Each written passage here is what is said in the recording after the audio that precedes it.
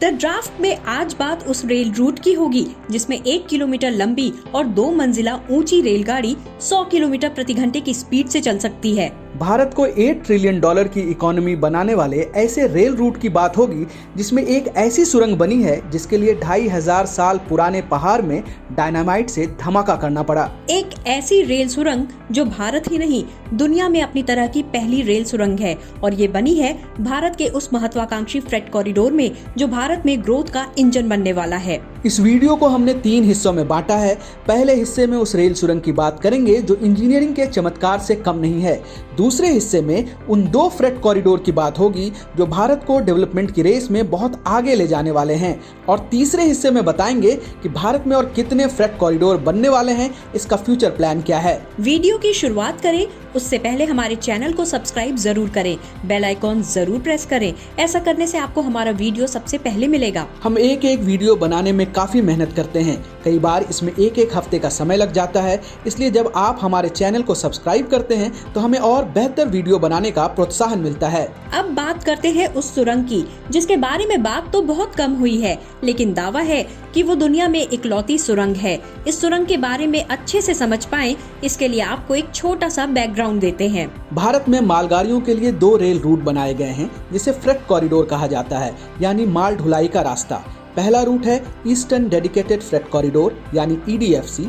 दूसरा रूट है western dedicated freight corridor यानी WDFC। सबसे बड़ी बात है कि इन दोनों रेल रूट्स पर सिर्फ मालगाड़ी चलेगी, सिर्फ माल ढोया जाएगा, पैसेंजर ट्रेन नहीं चलेगी। मालगाड़ी के लिए बना पहला कॉरिडोर उत्तर से पूर्व, दूसरा कॉरिडोर उत्तर से पश्चिम दिशा के लिए है। इन्हीं दोनों कॉरिडोर्स को जोड़ने के लिए उत्तर प्रदेश के न्यू खुर्जा जंक्शन से हरियाणा के न्यू रेवाड़ी जंक्शन के बीच 173 किलोमीटर लंबे रेलवे ट्रैक का निर्माण हुआ है। इसी रूट पर एक सुरंग बनाई गई है जो अद्भुत है। वैसे तो ये रेल सुरंग सिर्फ 1 किलोमीटर का है, लेकिन इसकी सबसे बड़ी खासियत इसकी चौड़ाई है। इसके कारण सुरंग से एक बार में 2 ट्रेन गुजर सकती है। ये सुरंग D शेप में बनी है। इसकी चौड़ाई 14.5 मीटर और ऊंचाई 10.5 मीटर है। लेकिन सुरंग में जहां कर्व है यानी जहां मोड़ है वहां पर इसकी चौड़ाई 15 मीटर और ऊंचाई 12.5 मीटर है, जिससे डबल डेकर मालगाड़ी इसके अंदर से आसानी से गुजर जाती है। इस सुरंग को बनाने के लिए अरावली पहाड़ को काटा गया है जो करीब 2500 वर्ष पुराना है। खास बात यह है कि इस 173 किलोमीटर लंबे कनेक्टिंग रूट के कारण मालगाड़ी का काफी समय बचता है। पहले EDFC और WDFC दोनों कनेक्ट नहीं थे तो एक कॉरिडोर से दूसरे कॉरिडोर में जाने के लिए मालगाड़ियों को 15 घंटे का समय लगता था। अब ये सिर्फ 3 घंटे में पहुंच जाते हैं। ये तो सिर्फ 173 किलोमीटर लंबे कॉरिडोर की बात थी। रेलवे का असली चमत्कार तो 2843 किलोमीटर लंबा फ्रेट कॉरिडोर बनाने में है। इसमें ईस्टर्न डेडिकेटेड फ्रेट कॉरिडोर यानी EDFC 1856 किलोमीटर का है। ये पंजाब के लुधियाना से शुरू होकर यूपी बिहार से होते हुए पश्चिम बंगाल के दानकुनी तक जाता है। और वेस्टर्न फ्रेट कॉरिडोर यानी WDFC 1506 किलोमीटर लंबा है। ये उत्तर प्रदेश के दादरी से शुरू होकर हरियाणा, राजस्थान, गुजरात होते हुए महाराष्ट्र में नवी मुंबई के पास जवाहरलाल नेहरू पोर्ट यानी JNPT तक जाता है। EDFC का 1337 किलोमीटर लंबा रूट पूरी तरह से बन चुका है, ऑपरेशनल भी है। इसमें सोननगर से दानकुनी तक 519 किलोमीटर का रूट बनना अभी बाकी है। इसके लिए 95% जमीन का अधिग्रहण हो चुका है, जबकि WDFC का 80% काम हो चुका है। मार्च 2024 तक इसके 95% काम पूरे हो जाने की उम्मीद है। ये दोनों कॉरिडोर बेहद आधुनिक तकनीक से बनाए जा रहे हैं। पहले वेस्टर्न डेडिकेटेड फ्रेट कॉरिडोर की बात करते हैं। 1506 किलोमीटर के इस कॉरिडोर की शुरुआत 2013 में हुई। जापान इंटरनेशनल कॉर्पोरेशन एजेंसी यानी JICA ने इसकी फंडिंग की। इसमें जापानीज टेक्नोलॉजी का इस्तेमाल हुआ है और ट्रेन भी जापान से ही आई है। इसका सबसे बड़ा फायदा ये है कि भारतीय रेलवे के ट्रैक पर सिर्फ 700 मीटर लंबी ट्रेन चलाई जा सकती है, जबकि इस नए फ्रेट कॉरिडोर में 1500 मीटर लंबी ट्रेन चलाई जा सकती है। इतना ही नहीं, इस रूट पर 2 मंजिला ट्रेन चल सकती है, यानी मालगाड़ी पर एक कंटेनर के ऊपर एक और कंटेनर रखा जा सकता है। इसे डबल स्टैक कंटेनर कहते हैं। इसे ऐसे समझिए कि एक तो 700 मीटर की ट्रेन 1500 मीटर की हो गई और एक के ऊपर एक कंटेनर रखे जा सकते हैं, यानी एक मालगाड़ी पहले की तुलना में 4 गुना ज्यादा माल ढो सकती है। अगर मालगाड़ी में माल लोडिंग की बात करें तो इंडियन रेलवे के ट्रैक पर चलने वाली ट्रेन की क्षमता 5400 टन सामान लोड करने की है, जबकि डीएफसी में चलने वाली ट्रेनों की क्षमता 13,000 टन की है। यानी डीएफसी कम समय में कई गुना ज्यादा माल देश के एक कोने से दूसरे कोने तक पहुंचाएगा। इसका सीधा फायदा इकोनॉमी को होगा। वेस्टर्न डेडिकेटेड फ्रेट कॉरिडोर के निर्माण में शामिल अधिकारियों का दावा है कि एक मीडियम साइज समुद्री जहाज में जितने कंटेनर लोड हो सकते हैं उतने कंटेनर एक मालगाड़ी से ढोए जा सकते हैं। इस रूट पर एक दिन में 120 मालगाड़ियों को चलाने की क्षमता है।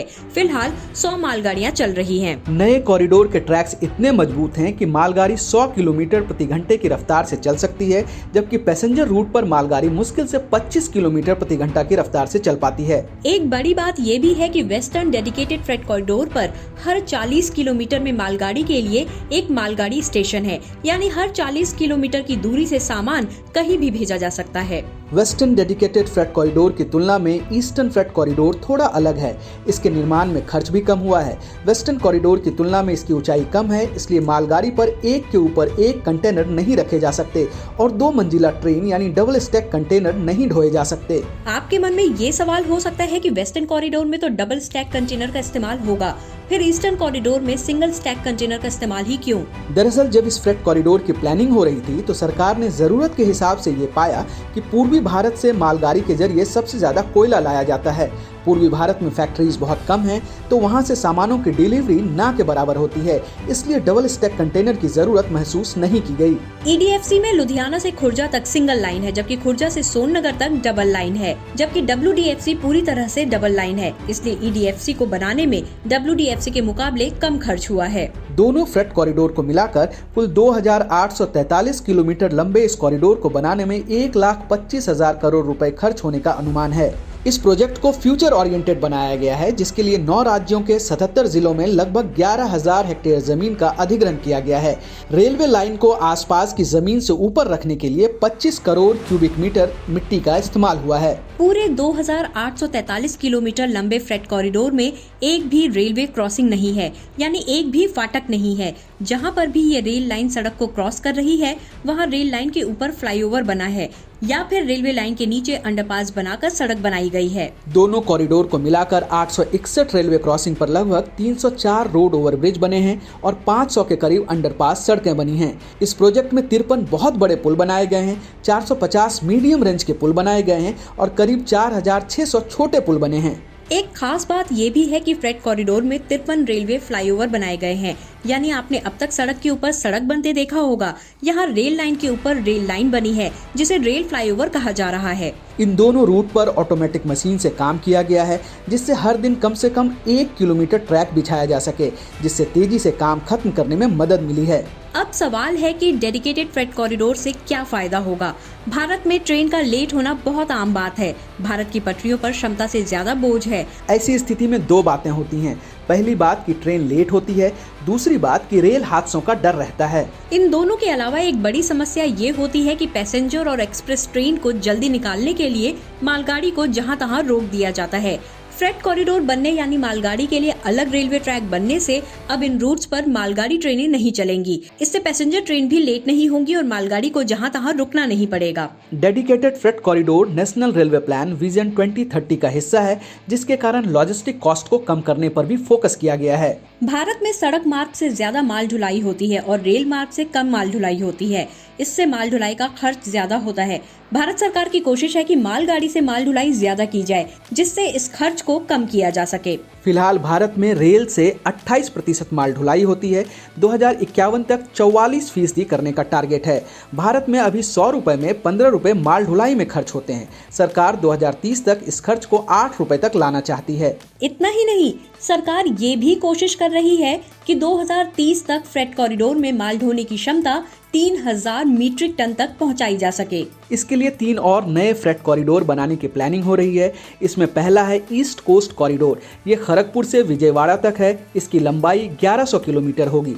दूसरा है नॉर्थ साउथ कॉरिडोर। ये विजयवाड़ा से इटारसी तक है। इसकी लंबाई 975 किलोमीटर होने वाली है। और तीसरा कॉरिडोर दानकुनी से लेकर पालघर तक है। ये लगभग 2073 किलोमीटर का होगा। लोगों के मन में ये भी सवाल है कि सरकार ने पहले ईस्टर्न और वेस्टर्न कॉरिडोर को ही क्यों चुना। दरअसल भारत में 4 बड़े महानगर हैं, दिल्ली, मुंबई, कोलकाता और चेन्नई। इन चारों महानगरों को जोड़ने के लिए जो रेल लाइन है उसे गोल्डन क्वाड्रिलेटरल यानी स्वर्णिम चतुर्भुज कहते हैं। इन चारों महानगरों को जोड़ने में रेल ट्रैक का सिर्फ 16% हिस्सा आता है, जबकि सिर्फ 16% रेल रूट पर 52% यात्री यात्रा करते हैं और 58% माल ढुलाई भी इसी रूट से होती है। इन चारों महानगरों में दिल्ली, मुंबई और कोलकाता में लोड सबसे ज्यादा है, इसलिए सबसे पहले फ्रेट कॉरिडोर के लिए इन महानगरों को कनेक्ट करने की प्लानिंग हुई। अभी जो ईस्टर्न और वेस्टर्न कॉरिडोर बने हैं वो एक नेकलेस की तरह है, यानी मुंबई से दादरी और दानकुनी से लुधियाना। सोचिए, जिस 16% रूट पर 58% माल ढुलाई होती है, वहां अब अलग से मालगाड़ी के लिए रेल रूट तैयार हो चुका है। ये भारत की इकोनॉमी को कितनी तेजी से आगे बढ़ाएगा। आप कह सकते हैं कि ये रेलवे की वो पटरियां हैं जिस पर यात्री रेलगाड़ी तो नहीं चलेंगी, लेकिन विकास की रेल इस पर बहुत तेजी से दौड़ने वाली है, जो इस देश में ट्रांसपोर्टेशन और लॉजिस्टिक का फेस और फ्यूचर दोनों को बदल देगा।